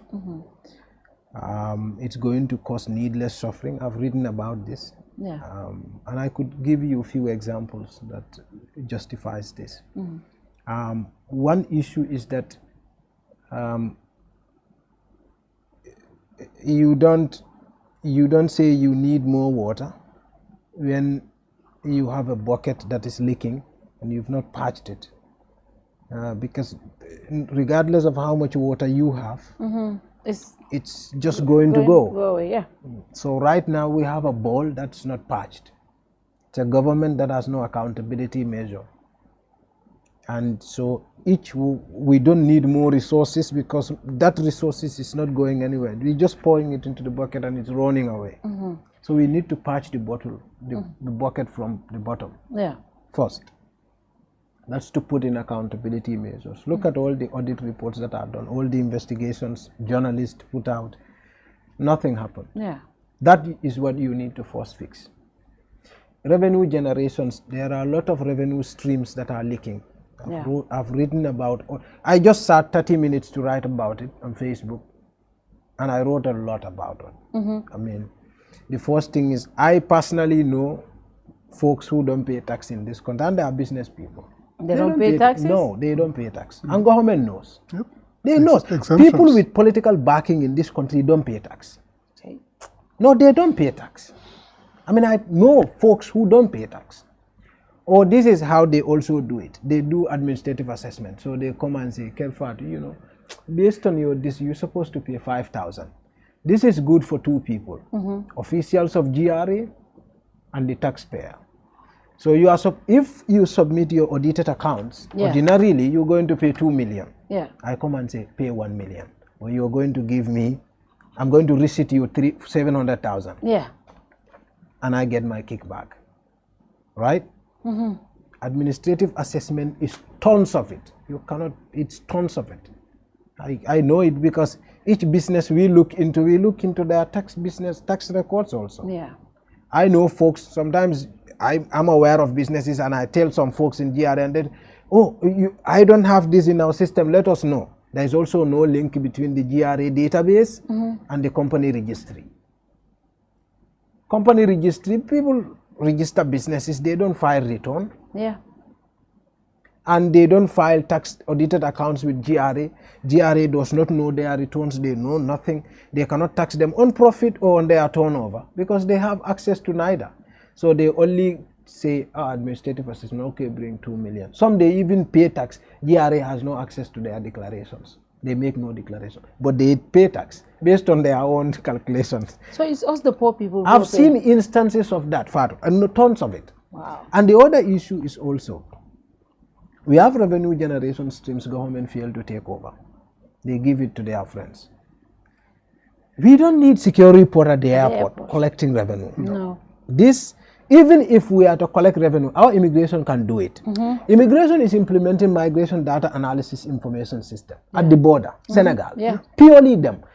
The IOM came and support the immigration. Yeah. They are scanning people's eyes, their hands. What else do they do? The database is connected to Interpol's I-24/7. What else do you need? You going around with so much big language, this data analysis, whatever it is, immigration can do it. Can do it, yeah. SEMLEX, why are we having SEMLEX printing ID card? ID card, immigration can do it. Give it to them. Immigration should take over that service. Passport, immigration should entirely take over it. Absolutely. And these are security. No business should be involved in those areas. These are our areas. national documents. So, but the question now is, why do they have businesses there? They know. No mining. We have folks. We have Chinese. You have just a person, like, because I have political connection, Mustapha, I have political connection. So I go to the office of the president, under which geology is, and they give me a contract to go on mine. I partner with China. Why is Gambia government not directly partnering with Chinese who have the know-how and the technology to do it directly? That is why I think that's why I begin by saying. There was a story you even wrote where you say somebody is collecting royalty. They're not paying government enough royalty. Yes, but they dismissed it, and that we collected their account statement and weigh it against the volume of export. What about the timber also? It was basic thing you do. Yeah. And they refuted it even though the evidence was glaring. Timber is the same. Now, but that is why I said Gambia government should take over business in itself. I mean, for me, I'm not a fan of saying state can't do business. I think states should do business. Even agriculture, I think states should have its own farm. States should have, not farm, but its own company. That goes into this. I mean, and I have my reasons. I have reasons. I mean, based on history, we've had government create institutions like this before, and it all failed. They kept the private sector in this country is not built to take us out of poverty. It's not. One, it has no money, very limited money. And two, the few who are there, they just hide at the corner. They are waiting for two things: government construction and government procurement. They have no interest in helping building the productive base of this economy. Zero interest. They wouldn't go into rice production. The ones who are there have no resources or limited resources. The ones who have it, they're hiding, waiting for government procurement of vehicles and other procurement businesses. Look at it. Yeah. That's what they're interested in. Unless we go ourselves and build our own institutions however way we want it, we could, for example, I mean, if you have, let's say, for example, you have few Gambians who are into rice cultivation. And one thing we've not talked about, tax exemptions and duty waivers. They give it almost in every contract they currently sign. It's in Semlex, it's in Banjul contract, it's in security report, it's everywhere. Duty waiver and tax exemption for these companies that are built to just do nothing. Yeah, you hear the finance minister say there is a construction company here that was established for a long time. It was not even paying tax. We just realized it recently. Yeah, and you have, let's say for example, rice, the importers of rice. They had given them a tax exemption and duty waiver from 2017. Now, have they reviewed it? Have you ever had Gambia government reviewed this and are shown that this duty waiver they gave it to their importer friends have shown decline in prices? No. There has not been a decline in any price. There has been a steady upward trend. Exactly. The price. Why are you giving duty waiver and tax exemptions for folks who have refused to pay? And how has it benefited the ordinary Gambian? No effect on the price reduction. And in addition to that, they went and collect 100 million plus United States dollars of our money from the reserve and come and give it to business folks to go and bring whose name we don't even have the dignity of being told. Yes. When journalists asked, they told them, you are great. You should be grateful because you are here with rice in your stomach. That's what the governor said. Yeah, they said they're creating. They don't even have the. Well, they said the objective is to create. This government wants to create millionaires every year. But that is not how you They want to create 25 millionaires, and I think they're giving everybody $5 million. And do we even know how the process was done? Was there any transparency? Was there any vetting? This was a shady process that followed no rules, and they didn't publish the names of even folks who benefited, because clearly when they do, probably we would see the reason why they did it. Now, but the most important thing for me, I mean, like I said, I look at our things differently. Yeah, I think that Gambia government should be involved in farming in itself.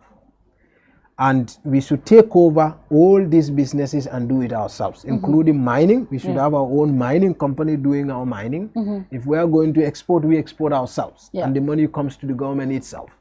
We should do our ID cards ourselves. We should do our passports ourselves. We should do what we do ourselves. And we should have our own company doing rice production ourselves. Now, think about it. If you take $100 million these people have taken. Yes. $100 million they have taken. Yeah. And invite folks who are already into rice production in small scale level. You have Maro farms, you have Mbalo, you have folks but there are some who are not even into rice production. No, but there are folks who are already into rice production yes, at the Maro lowest and level. Others, yeah. If you invite these people to the table and tell them and bring area councils to the table. Now, area councils to the table, because you need area councils to be able to provide land as a form of resource, their contribution to this. Yeah. And you tell these folks that we are going to set up a company that's going into rice cultivation. We have this much amount. State can raise we can raise $200 million in no time. State has that capacity. Yeah.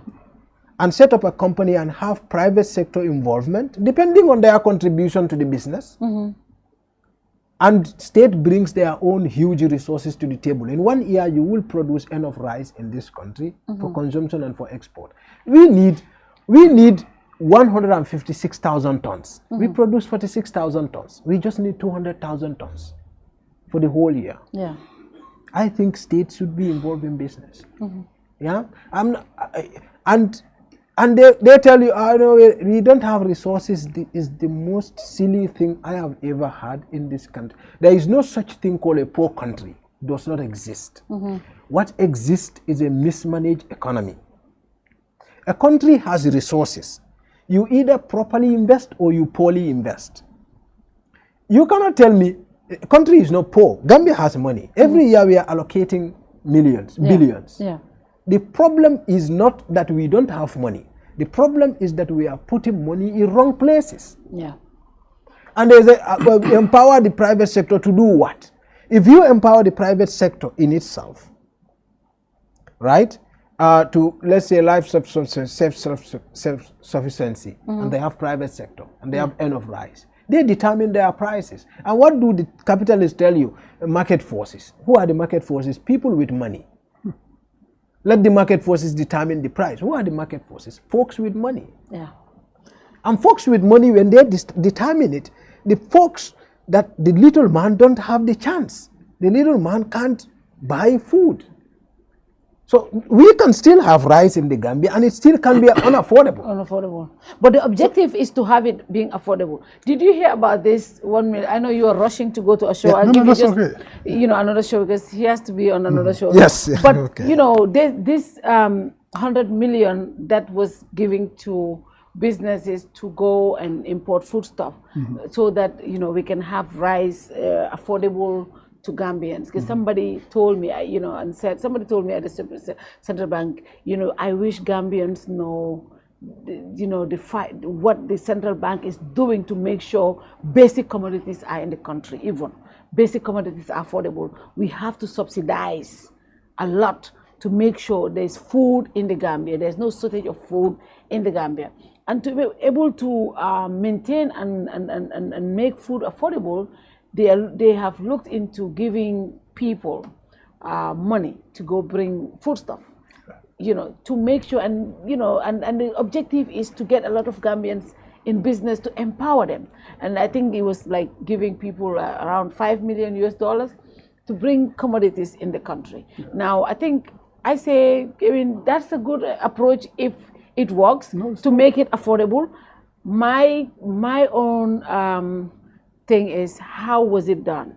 Was it transparent? Who are these people that you selected? This is our money, taxpayers' money. If you're going to spend it on something, we should be able to know. Now, that is my own issue, giving people $5 million and nobody knows about it. It comes down to transparency. We are going to speculate. And when we speculate, we say whatever we think we say. So what is your thinking about this whole... My take is, the first question is the central bank even supposed to be doing that? It's not within these terms of reference. Central bank is not for that, it's not there for that, it's there for monetary policy and related areas. It's not to finance businesses. That is for the banking sector to do, the secondary banks, not the central bank. Central bank shouldn't be lending our money to those people to do this sort of thing. If the government was serious about this and they were really going to use the central bank, instead of giving $100 million to private individuals, I'm sure almost interest-free, to go do this. We spend every year about $150 to $200 million to import our rice and food products. If we give that 100 million or even half of it to serious Gambian businesses and the state itself to invest in rice production and run it as a commercial enterprise, we will produce enough rice in a couple of years, not only to feed our population, but to export. You see, when you give people an incentive to get rich, but using the right procedures, even to the right people, and you give them an incentive to succeed and do better, they will do better. The people on the ground who are already producing rice, you empower those people, lend them that money, not a grant, not a gift, lend them that money at a very low or almost zero interest rate for a 2-3 year period, and look at the turnaround. These guys will produce enough rice for the Gambia to feed ourselves and to even export. They have the know-how, they have the desire to go in there, they are already in that business, you empower them. We are not doing things the right way. Instead of going into production and wealth creation in the rice value chain, what are we doing? We're importing rice, an expenditure that is just recurrent, and it's not going to create any wealth, it's not going to make us independent, it's not going to get us food self-sufficient. We are doing the wrong things. We should be investing in producing our own rice, becoming self-sufficient and exporting. That's where we should be. When you take a Ministry of Trade and Industry, they should be the ones doing that, financing those private sector individuals, or they go to the banks. If the state needs to provide them a guarantee, they provide them a guarantee. But they should not be using central bank resources to pay for that sort of thing. And they wouldn't even tell us who. Just like when Jammeh's assets were sold, we asked who bought them. They said they wouldn't even tell us. Yeah. So there's no transparency in this system. Look at the budget. We see a number of ministers, take the president's office. Salaries have been increased, allowances have been increased, and we have global figures. We don't know who is getting it, who is benefiting from it, who is not benefiting from it. And you know, one thing that folks haven't also tried to question, it's the issue of the NIA. NIA is the single biggest threat to proper financial management in the Gambia. And they're not even A accountable. Gambian president can actually finance his elections however he wills from NIA's budget, because NIA's budget has zero transparency. They don't get audited. Nobody vets it, and they just get an allocation and the president approves it. And it's not even legal, And because they NIA are does not never exist. audited. No, NIA is not audited. No. NIA is one single licking ball for the Gambian president to launder money, if he wishes. I'm not saying he is, I'm saying if he wishes. Wow. And no accountability. No accountability. No. Because you just have you have no control over it. Control. We don't have NIA, we have SIA, Yeah.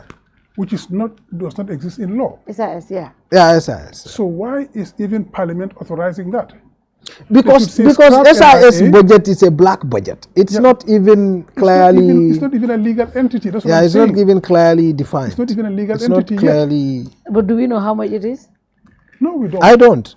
We don't. And you know, you don't. They don't resources also are get allocated. audited. Wow. So Resources they allocated. can create their own expenditures, whatever they wish, and they operate a lot.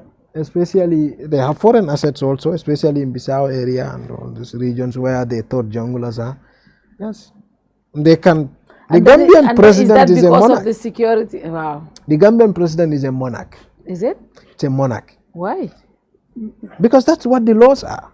The laws are a monarchical system. Yeah, You don't absolutely. pay tax. Absolutely. You can do anything and get away with it. Yet, our constitution, the 1970 constitution, said that monarchy is abolished in this country. Yeah, but we are effectively. But in reality, Yes. the president has monarchical powers. Yes, president is a very powerful. It's a very Gambian powerful. president And is we should very, curb very that powerful. as well. Very powerful. Yes, The new you don't pay constitution- tax. It's why would You the don't pay president tax. not even pay tax? No pay tax. Yes. And on top of that, we still pay for your food, clothing, and everything. Everything. Yeah. Gambian, so, I want to be a president. and so Finally, Mustapha, okay, I want you to look at, your story, the Rosewood story. Briefly, let's look at that story. no. Yeah. I mean, we've published a story in 2019 about some illegal wood that was confiscated in the Gambia, Yeah, and and they exported it, yeah. but a greater number of it was not declared, and so Gambia government lost a substantial amount of resources. By our estimate, at least 300 million, at maximum around $500 million, Yeah. between 300 to $500 million. Wow. Yeah. Clearly, it's easy. Whatever goes into the pipe comes out the other end. If you export timber in the Gambia, it's easy to verify. You can do it at the ports and disguise it, but when it comes to the Chinese end, you can't disguise it from there. Yeah. So China is not a rogue country like Gambia when it deals with timber export. Gambia is a rogue country. You can do anything at the ports here, anything. Yeah. And they disguise paperwork. They do all sort of things. They can export proper timber and they put logs inside the container and put finished products on the outside and declare it finished product. Those are the ports they will know because they weigh differently. But they will also bribe them, and so they can do anything. So they declare that around over the 2,393 containers they exported, over half of it is finished product timber, which is not true because the Chinese side recorded all of them were logs and sawn wood. Yeah.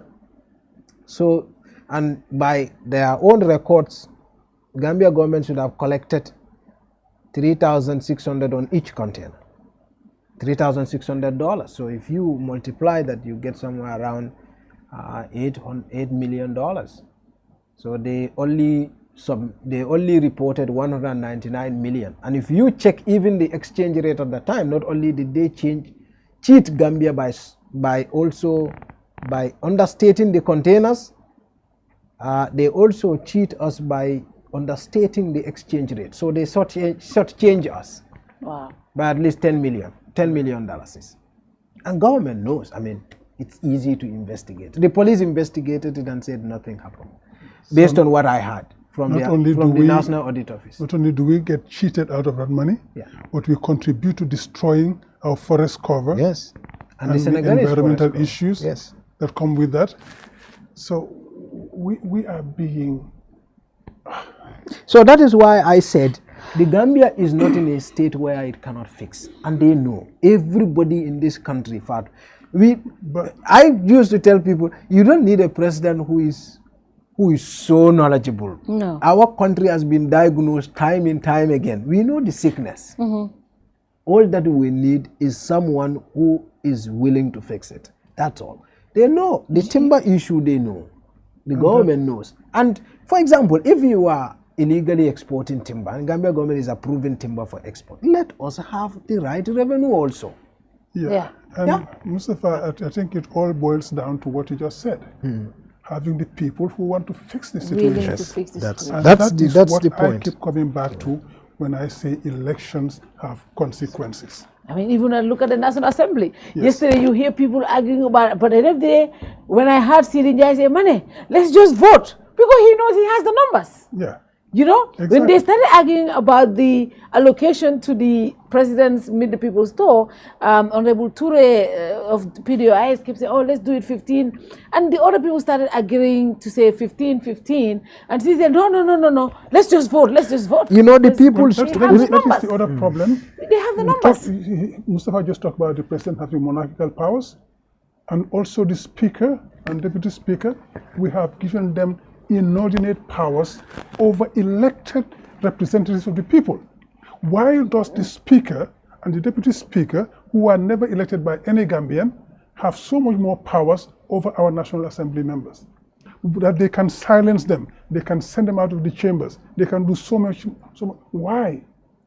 Our system has to change completely by overhauling this government and bringing a government that cares for the Gambian people. Or maybe the governance infrastructure needs to be overhauled. I mean, even but but you wouldn't overhaul the government infrastructure if you have the same people there who are supposed to run that and who don't want to change it. You change the government and you change the system. This man is a politician. Yes, so I he's am. talking about... For me, I'm not even politician. against the 30 million they allocated to him. I'm against that. Let me just say For this. me, what I am against, you see, when we have a program-based budgeting, I think things will change drastically. Because we would first agree on what programs to invest our money on, then we can now come and talk about the money. In the Gambia, we talk about the money and not even review it against the program. Yeah, that's why I think even the budgeting system and the process needs to change. But the second thing is, the second issue is, in regards to the tour, I think the tour should not be done. The tour is done with the president reviewing projects, government projects across the country, and also listening to the people. It should be depoliticized. So that, for example, if the president is going on a tour a month or a few weeks before he goes on a tour, he should notify the local government. They should disband the governors. Governors are useless. They have no job. Well, we just created two. Yeah, but the governors are political institutions. They are useless. They should go right there and then. Governors should be abolished. You call regional chairmen in every region. If you are come to KMC, tell Talib and his team to do a thorough review of KMC, meet their local infrastructure. What is government doing? What do they think government is not doing? What do they think government should be doing? When you come, have a meeting with that team of representatives, local representatives. Have a proper diagnostic of what needs to be done in that region. You can also meet communities. Go and meet communities. This is not a big team thing. This is just, it's a strategic meeting where you come and diagnose what is wrong, what has been done that is right, and what should be done. So, so the whole thing needs to change. Finally, Mr. Manneh, finally, what's your final message? Final message, Gambians should know that we need to change government to be able to get out of this mess. And this is not just political thing, but it's the reality of what we have on the ground. Yeah. We have a government that doesn't seem to care about the ordinary Gambian. It's only interested in maintaining the privileges of an elite and give them all what they want and let the Gambian people pay through their nose to get there. We need a government that's going to be sensitive to the realities of the people on the ground and who are going to work towards making the Gambia livable for every Gambian, which is going to give every Gambian a stake in this country. If I am paying taxes and I know that my taxes are being used to improve my lot, I will be very willing to pay. Yeah. But when I know that I'm paying taxes and those taxes are being used to maintain a privileged few and I am getting worse off every year, don't expect me to be enchanted with that. And we can do this by having a tax system which is based on a broader tax base because we have developed the productive sectors. We are producing more rice, we are producing more agricultural products, we are producing more IT guys, we are producing more in the tourism sector. So we have a wider job market. We have much more people working, a wider bracket to tax. The tax base is enlarged. So we pay large number of people pay tax, so they don't have to hike the tax up for a small group to be able to get the taxes they need. You have a wide tax base because there are more people in employment who are paying income tax, who are paying VAT anytime they consume. So the tax base is wider, it's cheaper for everybody, and we do produce more money for the government, and we invest it every year to create more wealth, more development for the country. And with that, we increase not only the tax base, widen tax base, but we increase the wealth. When we increase the wealth, we can tax more again. Higher income, progressive taxation, we pay a bit more tax and a bit more income comes in every year. The wealth is growing, the number of people in employment is growing, so we can tax more people and the whole of the country gets better off for that. But if we tax a small group of people and industries, we tax them to death just to maintain a few privileged people, we are not serving the interests of the wider Gambian population. And if we do not, we are creating a system that is not sustainable, that is going to collapse in social chaos or in economic ruin. Because we're going to get to a point where very difficult structural adjustment policies will be slapped on all of us. We see it coming. Social sectors are being seriously curtailed because there's no more money to go there. Education sector is going to suffer. The health sector is going to suffer. Network is going to get more expensive. Water is going to get more expensive. Traveling is going to get more expensive because fuel is expensive. These are the things that we will get to when we have a government that has an economy that's sustainable. We tax the social sectors, we slash into the social sectors, and we create even more hardship for the people until the day things explode. Nobody wishes that for this country. We all want a country that is economically viable, that takes care of our needs, and we all grow and we all have a stake in the economy and the progress of this country. If the stake is just for a minute few in the country, it is not sustainable.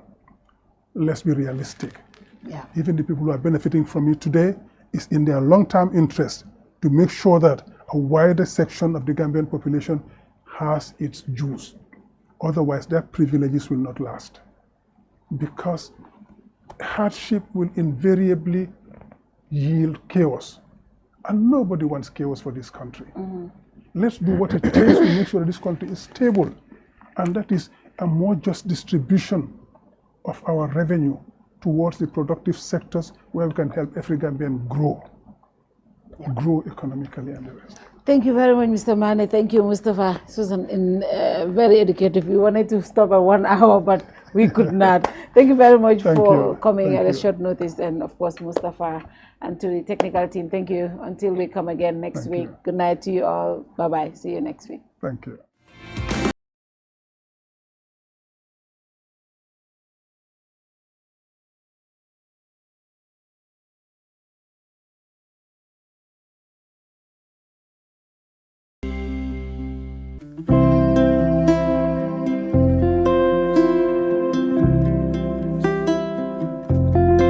Airport Residency Estate is a gated community located in Old Yundum, proudly developed by Swami India, perfect for all looking for a quiet life with luxury amenities within an enclosed setting. When talking about the benefits of living in a gated community, safety and security is top on the list.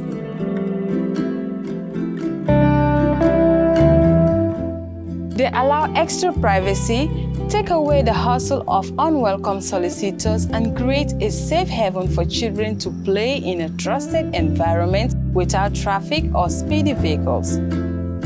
A great sense of community develops through the meeting at a controlled communal leisure facilities, offering an integrated lifestyle.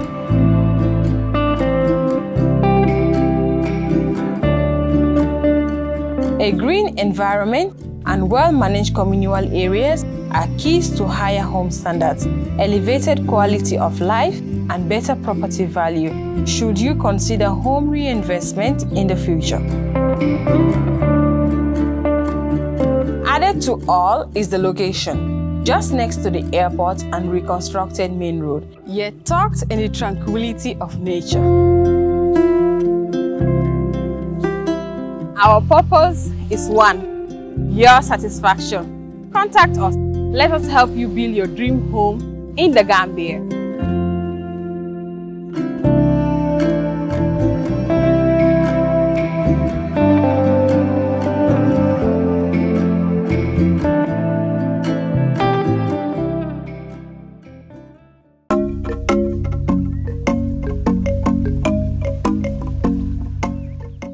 yiriwa men kafutan na tarambulolu to nga GIA cargo complex parendile pour que julaya sone yandi kadungoni mfunti bundana doko sembentu ya Banjul International Airport to men si nyafa si moluma melka fengolu ki bantala bankolu kan anin julandingolu fana foysi sula na cargo doko le bang katu masingolu bembulule ikafo meye forklifts melka selendiro ni jindiro ke bagasolu la melbe funti kan waranto ka dunnan na warehouse lu kono nga dinkira sumayari ngolu fana sotole ifula milla fano mu metari kemeleti karo bela adun isi cargo bagasolu tano men sita fo ton tan woro ila sumaya fana futata tembeleto men ka fendolu mabono fo ikana tinya fo sene fengol lombang domori fengolu waranto jata kende ani bori ma fengolu kago bagasolu la taradula kendo asulata jamani labang korosir langolu lela na double view x-ray korosir la masingolu aka kago bagaso kono jubele komi kago doko sartolu ya landi nyameng nyin double view x-ray amu jamani labang rapid scanaleti men ka karafula korosiro keno kago sifa bela wati kiringo kono to na doku lalo imu ayata karandingol leti yela dokuo no iframansata kago dokuo na tamandiri nyato na dokuo la betea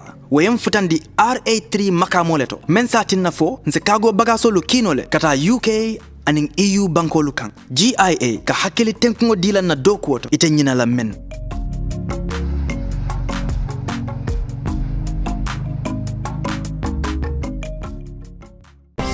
Every day is a new opportunity to make sure our first impressions are always our best, and to see possibilities on the horizon, to make our facilities and services more accessible and find freedom all around us.